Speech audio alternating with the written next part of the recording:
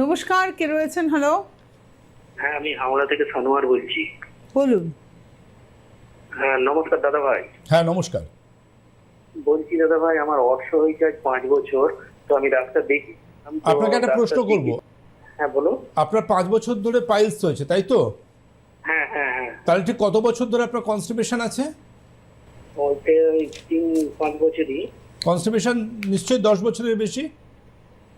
না না, আমার ওই 5 বছরই হয়েছে, আমি অতটা বুঝতে পারিনি তো। আপনার কোষ্ঠকাঠিন্য কত বছরের? পেট পরিষ্কার হয় না কত বছরের? সে তো ছোটবেলা থেকে সেটাই জিজ্ঞাসা করছি। ছোটবেলা থেকে আপনার কনস্টিপেশনের বা কোষ্ঠকাঠিন্যর সমস্যা, ওই কোষ্ঠকাঠিন্যর সমস্যাটা যদি ছোটবেলায় সঠিক চিকিৎসা করতেন, পেট পরিষ্কারের ওষুধ না খেয়ে, তাহলে কিন্তু আজকে আপনার পাইলস হতো না। আপনি কাল সকালে 11টার পর আমাকে হোয়াটসঅ্যাপ করবেন আমার নাম্বারে, পরবর্তী অ্যাডভাইস তখন করব।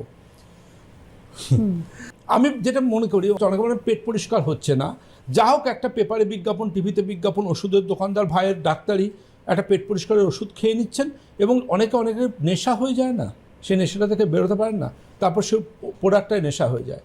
সে প্রোডাক্টটা না খেলে বোধ হয় তার জীবনে কোনো মানে থাকবে না। পেট পরিষ্কার না হলে আর কোনো চিন্তা ভাবনা নেই, ওই প্রোডাক্টটা তিনি খাবেন রাত্রে শোয়ার সময় এবং তার পেট পরিষ্কার হবে।